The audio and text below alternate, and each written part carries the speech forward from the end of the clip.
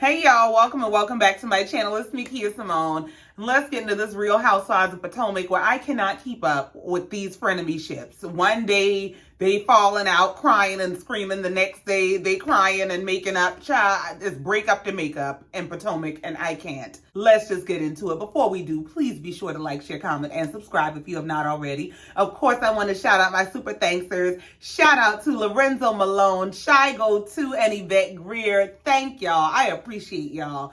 Now, let's go ahead and get into it. So the episode opens up with everybody back in Potomac and back to their everyday lives. Karen is going into her in-home sauna because Karen is Karen's career. Ashley is home TikToking and the baby is in the room having a fit while she hitting 8 counts. Mia is home getting ready for an opening of a new location, and Robin and Giselle are at their podcast that they said has been award nominated. So I guess they're doing something decent outside of raising hell on this show. So they're wrapping up recording an episode of their podcast, and they sit around to discuss their plans for their upcoming events. They're planning a live event for their podcast. Giselle is planning a Sweet 16 birthday party for her twins that they don't want her at. All Robin got going on is a prenup. She's planning for a marriage that ain't happening. So Giselle said, well, while we talking, Ashley told me that when y'all went to the club in Miami, Wendy was singing a real different tune to you. What happened? Robin goes, yeah, she was saying, Robin, I love you. And I cried about our situation. And I was like, girl, Wendy, stop. You know, this has been going on for over a year. Giselle said, yeah, girl, good luck with that, child. I hope they air that whole conversation or interaction or whatever they had in the club, because I feel like Robin be playing both sides of the fence. Now, while Robin says she's dismissing Wendy, she actually is interested in clearing the air with Candiace because she told Giselle about the screaming match that happened between her and Candiace on the way home from the club. Robin said she was upset about the whole speaker box love below stunt. And so, yeah, now we got an issue. Giselle said, but she can't be mad at that. She can't be mad about she went on the internet talking about us and you played it. Which is also my position, but apparently Robin and Candiace supposedly have this deep friendship where there was a higher expectation of Robin. Child. Robin feels like because they have this deep friendship, she feels kind of bad and she wants to mend fences. And I just don't understand why y'all pull these stunts and shows and then want to cry afterward. We move on and see Candiace is at home planning a backyard boogie because she is getting ready to graduate with her master's degree from the illustrious Howard University. She is extremely excited, as she should be, and she is ready to celebrate. Of course, they get to going over the guest list and Karen comes up. She said she is going to invite Karen because it was wrong and she shouldn't have said it. And she now recalls saying it because it was brought to her attention by a producer. Candiace and Robin also texted her and said that they needed to get together and talk. And Chris said, well, I know you like to hold a grudge. And Candiace said, yes, I do. But in this case, Robin is an exception because apparently Robin is the person she trusts the most and she actually looks up to. And I never knew they had this deep of friendship. I honestly did not realize Robin was anybody's good friend aside from Giselle's. I thought all these were a bunch of fake surface relationships, and I kind of still think they are. But nonetheless, Candiace said she feels really bad about the state of she and Robin's relationship, so they're going to work on that. Meanwhile, Chris is working on dinner, and Candiace announces that she has not gotten her period. Chris said, what do you mean? What you mean? What does she mean? She said, I don't know where it went. What, girl, child, if y'all don't talk like grown-ups, basically she might be pregnant, but she hasn't taken a test and they're excited about the possibility. So we move on to Karen's house where her friend and former assistant, Matt, is coming by. That guy who ain't never really had a real role or title or explanation for why he's around Karen. Him. He's coming by to discuss with Karen making some plans for some variety show she came up with. Once again, Karen has been inspired by somebody else's shit. Karen wants to do a live variety show, which was apparently inspired by a conversation that was had with Giselle a few months ago about how Giselle and Robin were planning a live variety show for their podcast. Kind of the same thing she did with Wendy and the Candles. I can't with Karen. The producer asked her where she got the idea from for this variety show. And of course, they showed the scene of Giselle discussing the plans with Karen for the variety show that they wanted to have for the podcast. Karen sat her ass in the confessional and said, "No, I think my idea was inspired by my friend Wendy Williams." Girl, Karen don't have an inspired bone in her body. And quite honestly, as a creative, I can't stand it. It is extremely triggering and frustrating to watch this woman just go steal people's ideas and claim them as her own. Like, girl, Karen is that kind of person who you cannot mention anything around, because as soon as you mention that you got it on your mind to do something, she's either going to try to undermine you or she's going to try to beat you to it. I can't stand it. She got the nerve to tell Matt some bullshit about, in her group, a lot of these women tend to do the same thing at the same time. No. People tend to announce that they're doing something and you run to copy them. Karen and her Johnny Carson show dreams can go to hell. So we move on and we see Eddie picking up Wendy from the airport. She's returning from being the keynote speaker at the University of Chicago because she got a real job. She's telling Eddie how she enjoyed her trip, and apparently she picked up a new accent while she was there. She's apparently pronouncing Chicago as Chicago, and he had to ask her, what is you saying and who is you supposed to be? She said she was trying to talk like the mobsters. He had the girl, if you don't come out of character before I drop you off at a psych ward, you gonna have to talk like you got 4 degrees around here. It's Chicago. So Wendy comes out of mobster mode and goes back into overbooked mommy mode. And she starts going over with Eddie everything that she has on her schedule and everything she has to do. She has birthdays and events and all kinds of things. And she has her kidney stone removal. The issue is she don't have time to do none of this stuff. Eddie said, well, you're going to have to make time. And the thing you're going to have to make time for the most is your health. You're going to have to start to prioritize that. So we move on and we see Robin and Candiace finally getting together. They're getting together at a restaurant to discuss their issue. And apparently what prompted Robin to reach out to Candiace is that recently her longtime friend and hairstylist suddenly and tragically lost 2 family members in a car accident. And because this made her really consider how short life is, she decided to reach out to Candiace to try to fix their issue. When Candiace sits down and Robin explains all of this to her, of course, Robin is visibly upset. She's breaking down crying, and Candiace hugs her and tries to comfort her. Robin was talking about how heartbreaking it is to see her friend going through something so tragic. And of course, they decide to talk about their friendship. And Robin starts out by saying that she wanted to reach out to Candiace, and it was important to her to fix this because Candiace is like a little sister to her. And Candiace starts crying and saying she doesn't have this kind of relationship with any of the other ladies. And is anybody else surprised? First of all, I never knew they were this close and they had this deep a bond and they're like sisters. Secondly, who has a deep friendship to the degree that you consider somebody your sister and then you pull out a speaker to say, yeah, this speaker talking about all us? You call your sister, and I know you ain't on the internet talking about me. It's one thing to do that.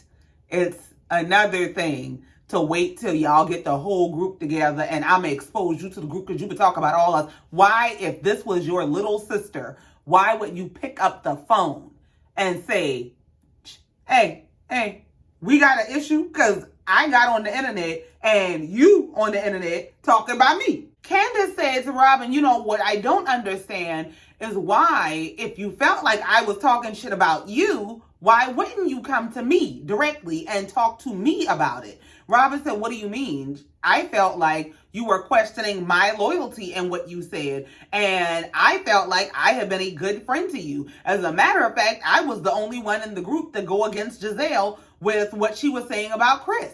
Candiace ultimately said that she understood where Robin was coming from. And Robin said, going forward, just be more specific. Tag a bitch next time. So we move on and we see Mia and Gordon arriving at their newest joint location. They're having a grand opening, and as they're arriving, Mia is hugging random people. And why do I feel like Mia don't know them damn people? I kind of just feel like she was hugging random people as she was running into them just to appear like the friendly owner, the friendly manager, and she's just, I can't with Mia. She's just so fake. Mia said that this location that they're opening is in DC, which makes it very near and dear to her heart because she's from DC. But didn't Mia say something about growing up in Miami? Maybe I'm confused. I don't know. But in the confessional, a producer is asking the real questions. How is y'all financing this stuff? How y'all paying for this? Is this all y'all's money? Mia said no, not all the time. Usually they are bringing on friends and other investors that are helping them to invest in locations. Now, recently they had some investors they were working with that fell through. And production asked, well, what happened, if you don't mind? Mia said, I don't know. I don't want to talk about that. I'm tired of lawyers. I bet you are. Yeah, from the looks of what they've been saying about the family members taking over the business, I bet you is. Tired of talking about lawyers and stuff. So we see Karen arrive at the grand opening, and as she's walking up and being greeted by Mia, Karen says, aw. Mia says, Karen, don't make me cry. For what? She's so fake. I cannot. Oh my God. Karen said to her it was a no-brainer to show up for Mia because she doesn't throw away her friends. Girl, yeah, all right. So Karen asked Mia, was her mom able to make it? And she immediately regretted it when Mia said no, her mom won't be there. And honestly, I don't blame that lady. If you gonna be telling some holiday heart story every time I come around, don't invite me to nothing either. So we move on and we see Ashley going to visit her aunt and uncle. And she has her youngest baby with her. She said she was supposed to have both of her kids, but Michael just came home from Vegas and insisted on keeping the older baby to spend time with them. Ashley said she tried to tell Michael he could just spend time with the kids when she got back from her aunt and uncle's house. But Michael started raising hell, yelling and carrying on about how she can't do anything right. She can't plan anything right. And poor little baby Dean is stuck in the middle screaming, stop.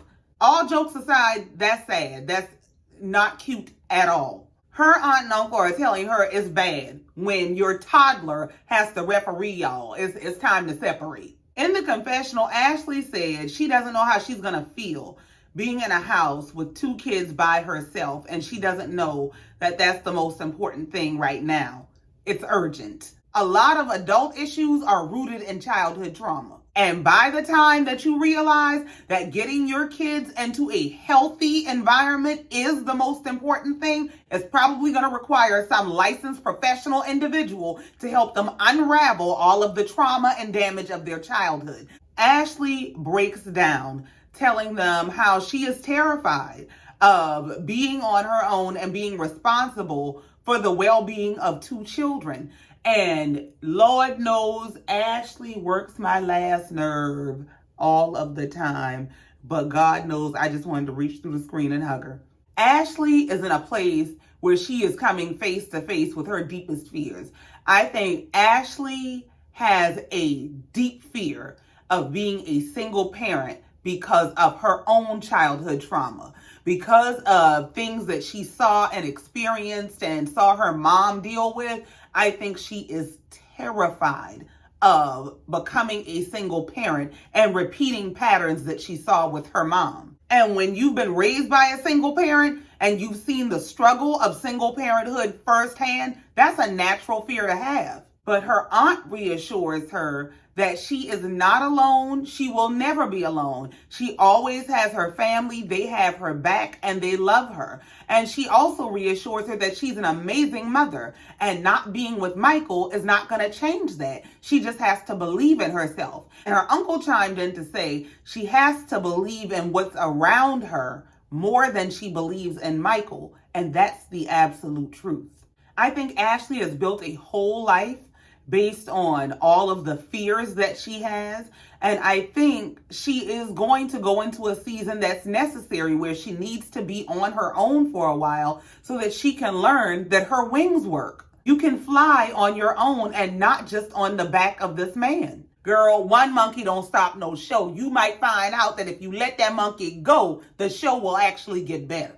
So then we move on and we see that Candiace is picking up old deep and dangerous Dr. Dorothy from the airport. Her mama is in town. Candiace said that she and Mommy Dearest are doing a lot better than they used to. She said she held on to what she expected or wanted their relationship to be for years, but now she's gotten to a place where she lets her mother's words roll off her back and trust that that is far easier said than done. Her mom is there, of course, to celebrate her graduation, but Candiace lets her know that she might be celebrating a grand. Candiace lets her know that her cycle is late. Miss Dorothy said, "Oh, a baby. Ooh." Miss Dorothy said, "Well, maybe the baby will give y'all a reason to stop cursing so much." Well, if that's the only thing that comes to mind when a grandbaby comes to mind for you, then...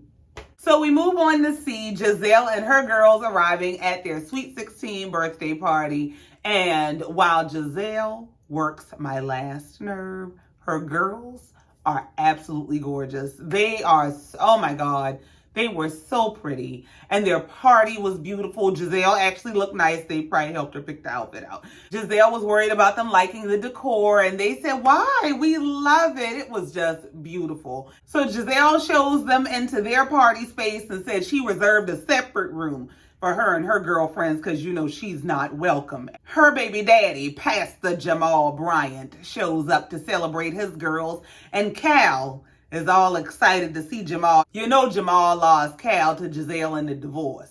Now that Jamal is there, they decide to take pictures so they can get their whole group pictures out of the way and they can go on and get out these girls' party. Giselle is off on her side in her area with her girlfriends, and several ladies from the group show up, including Sharice, Robin, and Ashley. Jamal goes in and greets the ladies. After Jamal goes in and greets Giselle's girlfriends, he and Giselle go back for their 30 seconds of fame where they get to finally make their speeches at this birthday party. And Jamal gives the embarrassing churchy dad speech. But Giselle's speech actually touched me. She said to her girls that they were everything that she wishes she was at their age, that she wasn't nearly as strong or nearly as confident. Giselle said in the confessional that Angel and Adore are just her heart and soul, and they remind her that there are genuinely good, beautiful people in the world that just want everybody to be happy and just want to see everybody win. And they really are sweet, beautiful girls. And Giselle makes a lot of messes, but this is one thing I feel like she gets right. Now, right when I'm feeling all warm and fuzzy about Giselle, we go to Candiace's house where she getting ready for her cookout. Chris is cooking, and in the backyard, Candiace's mama found a brown snake and said, "Oh, Candiace, I thought you said Giselle wasn't going to make it. Look, she's here." I said, "Not the lady called her a snake in the grass." So they're getting everything underway. All the guests are arriving. Candiace's girlfriends are showing up. Karen and Ray show up and let themselves in. Robin came. Sharice and her daughter came. Chris and Miss Dorothy are coexisting well. Wendy and Eddie show up. Wendy busts through the door. "Come on, 2 degrees." Wendy said, "We are here for all the degrees." Now she ain't got 4. She got 2. But we here for that. Then we see Candiace talking with one of her guests who has a small child, and she said this kind of family dynamic reminds her of exactly what she's aspiring to. And that's when she lets us know that she did finally take a pregnancy test and she is not pregnant. She was a little disappointed, but I'm sure she and Chris will keep trying. Karen and Ray are outside talking to Robin, and Karen said, you know, Robin, me and Ray got a lot of free time on our hands. Give us something to do. What's going on with your wedding? Robin said, well, Ray said, what does mean? Robin said, well, we're planning a really small private ceremony for just the four of us. Girl, what? Karen says, so we're not invited, like nobody's invited? She said, nope. In the confessional, Karen said, just say y'all like shacking up and tell us it ain't our business so I can mind my damn business, because I will happily mind my business. I'm trying to figure out, is somebody doing this for a green card? They need to be investigated, because what is going on? What is the secret other than y'all don't really want to be together? Ray walked off and said he's going to get him a different kind of drink to go with this bullshit. Karen ran off right behind him. I'm going to find my man. Yeah, they're going to talk about your ass. So then we see Wendy swoop in for a conversation with Robin, and she wanted to check in since their drunk talk in Miami. Robin put the emphasis on, yes, very drunk. Wendy said, yeah, but I meant what I said. I was hurt by the things you said, but more importantly, I miss our friendship, and I miss you.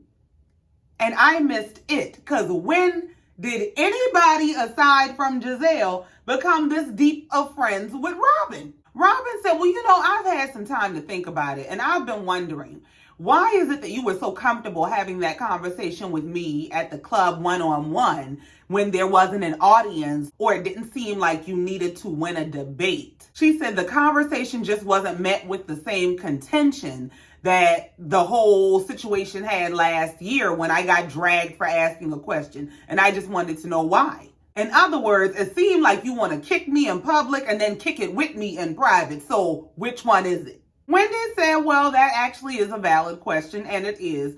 She said the truth is that she had liquid courage and she didn't want what they had to be lost. And I'm lost because what did they have? Wendy said, and this is me coming to you twice, so you know it's real, and I'm coming to you to say that I'm sorry that I hurt you, and I value our relationship enough to make it right. Robin said her raggedy ass there and said, well, I appreciate that. So I don't know if there's something you are wanting me to acknowledge. Wendy said, yeah, are you gonna say you're sorry? Robin said, sorry for what? And I'd have left it right there, because what I'm not going to do is beg you for your apology. I will respect how you feel about me and let you and your apology go straight to hell. Wendy said, are you going to say sorry for hurting my feelings? Robin said, but I have said that already. Yeah, not in front of these cameras though. Go ahead. Wendy said, so can you say it again? Robin said, so I'm sorry. Wendy starts that phony screeching that she does and jumps up and hugs Robin and, oh, Robin, girl, Robin says she's actually surprised that Wendy took ownership for her part in the breakdown of their friendship. And she'll take one-on-one Wendy over group Wendy any day. I guess they've made up for the moment. We'll see how long it lasts. I cannot take them with these ups and downs and rounds and rounds. Now, inside the house, Candiace pulls Karen aside for a chat because, she needs to clean up all that tea that Ashley spilled all over the table the last time they got together. Candiace said initially she vehemently denied it because she didn't remember saying it. But then she did recall that she had that night at her house with Ashley, and she said she was being messy and drunk with a demon. Her bad. You and Ray is in these streets together. Karen said, I really appreciate you saying that because we had made progress. And Candiace said, yeah, and I don't want that progress to be derailed by this. Karen said, when you own your stuff, you okay with her. And this is not enough for her to end it with Candiace, but she got her good eye on her. So Karen asked Candiace about the state of her friendship with Ashley since y'all fell out over telling my business. Candiace said there is no friendship. And then she goes on to talk about how the group is disjointed and she really doesn't like it. Girl, y'all running around with all kind of HR and Me Too accusations and you worry about the group disjointed and you want y'all to all get along? Y'all gonna get along in hell. So then we see Ray talking to Chris.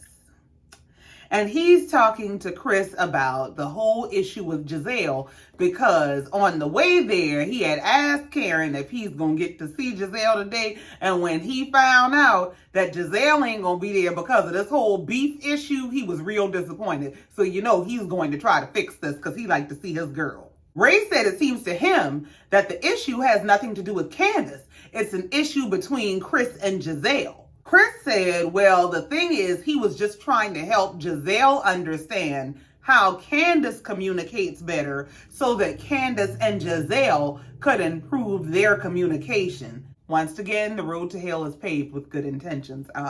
If you were trying to help, you might want to stay out of this going forward. That's how you help. Mind your business. Chris said at the end of the day, your feelings are your feelings, and if she felt uncomfortable, those are her feelings, but it wasn't because of something that I did. Ray said, okay, so at the end of the day, you take the higher road and you apologize. Chris said, apologize for what? Ray said, because she obviously misunderstood your intentions. Chris said, but there were no intentions. Ray said, I know. And in the confessional, the producer asked, well, why wouldn't you just say, I'm sorry that I made you uncomfortable or you were uncomfortable? And Chris said, because I feel like that's still me admitting to doing something wrong to some degree, and I didn't do anything wrong. Candiace said, and if they do sit down to talk, even for him to issue this apology, who knows what's going to come from that? Who knows what Giselle is going to turn around and say, because who knew she was going to say this?